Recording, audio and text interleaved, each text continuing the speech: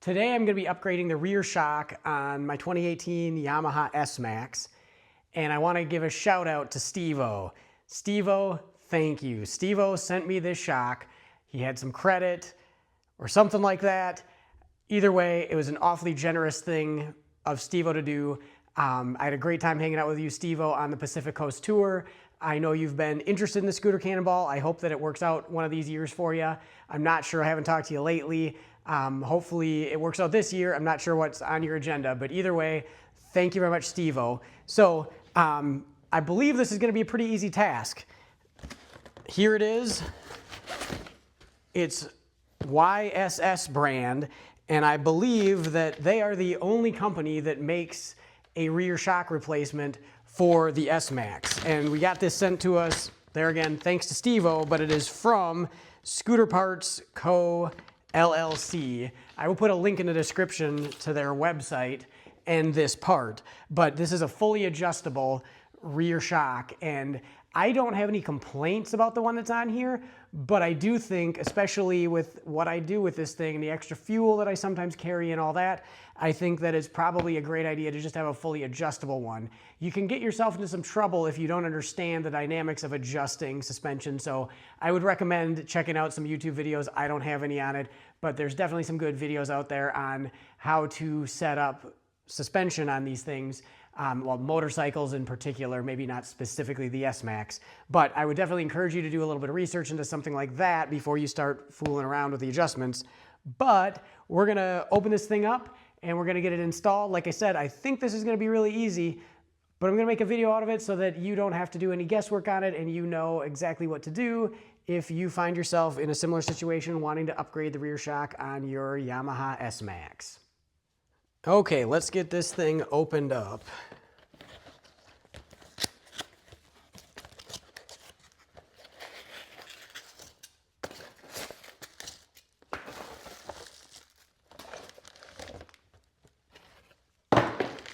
So it looks like we've got a couple tools, some stickers, an instruction manual, and there is the part. I had thought that this had both independently adjustable rebound and compression dampening. It looks like that's not the case. There's just one adjustment knob on the bottom here. We've got a little H for harder to turn it one direction, or an S for softer to turn it another. And of course, we've got the spring preload adjustment here. So there's a fair amount of adjustment, but it's not fully adjustable, meaning independent rebound and compression dampening. So either way, that certainly is going to give us a lot more adjustability than the factory one, and it's probably a much higher quality unit as well. So this video is going to be just an install video. I will update in the description down below. I will update my experience with it after I get it out and road test it and all of that, whether or not I think it's a great upgrade to do or if it just doesn't really matter that much. I'm definitely looking forward to it because the way I use this thing, it's not uncommon that there's additional fuel on the back. It's loaded down. I do ride one up on it, so it's not that there's a bunch of luggage and passengers. However, I do think this is definitely a spot where there's room for improvement from the factory equipment. So let's get this thing installed and see how it goes. First thing we'll do here is we'll flip the seat open, and I already took the clips out, but there's two little retaining clips that hold this battery cover on, and you just simply need a Phillips screwdriver to unscrew the center of it, and then it'll pop out, and then we can take this out. I will point out one additional thing here, might not be quite on camera, but I've got my battery tender plug right here, and these are great because you can also use an adapter. This particular adapter I have gets you a USB charge port, so it's dual purpose. Obviously you can put a tender on it to keep your battery topped off if you're not using it that frequently, but then it's also handy for accessories. So I figured I would point that out, and what I did is I notched the bottom of this cover so that I could run the cord right through and seamlessly have access to it. So first thing is get this cover out of the way, and then the next thing we need to do is zip out 4 10mm bolts. They're actually an M6 with a 10mm head. So there's two of them right on the top here. And then the other two are very obviously the only other two fasteners, and they're right at the bottom of the storage compartment.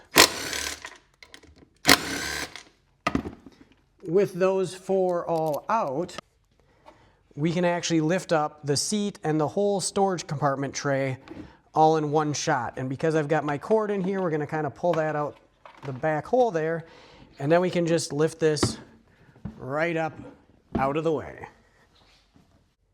Now we should have the good access that we need.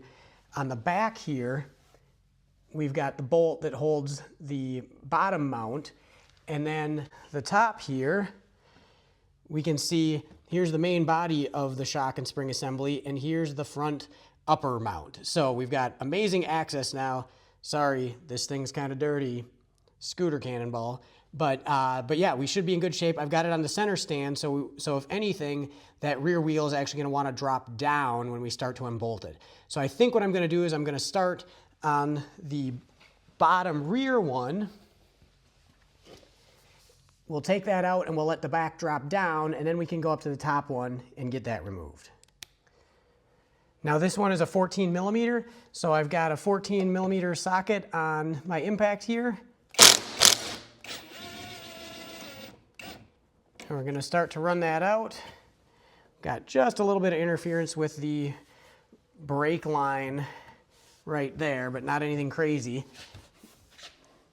I can tell that there's a little bit of weight hanging on it from the whole swing arm assembly, so I'm gonna lift it up a little bit by hand, pull that out, and then I can just let that hang, which it doesn't move much, but it does drop down just a little bit.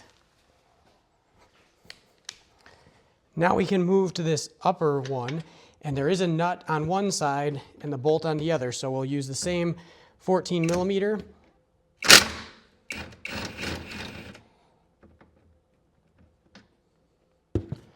And then I can grab this nut off the back side, pull the bolt out, and there is the whole assembly.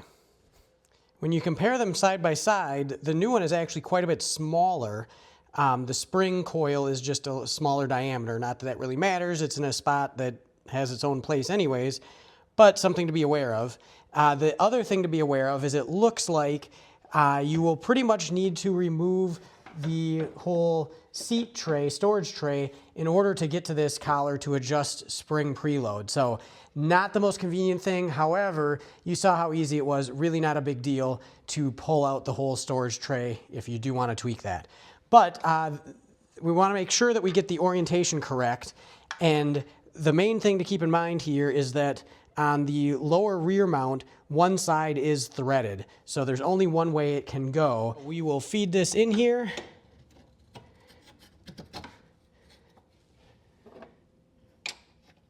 Run the mounting bolt through. Get our nut started on the other side. And before I tighten this down all the way, I'm gonna go and I'm gonna get the other bolt started. Back on this side, we can see where we need to go with this. So I'm gonna lift up, and you know, and it's kind of actually, the center stand is actually mounted under the whole swing arm motor assembly. So it's actually very little effort to kind of swing this into place. So we'll swing that where we need to be. We can run that through and start threading it in.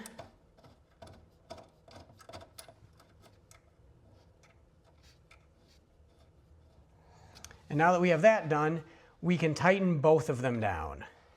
I do not have any torque specs on this. I, to be honest, did not try and look them up.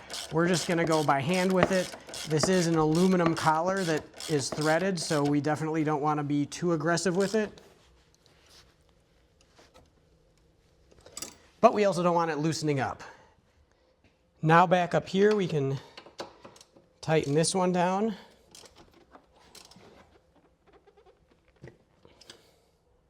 And now we have it fully installed. I'm gonna be doing a couple other things under here.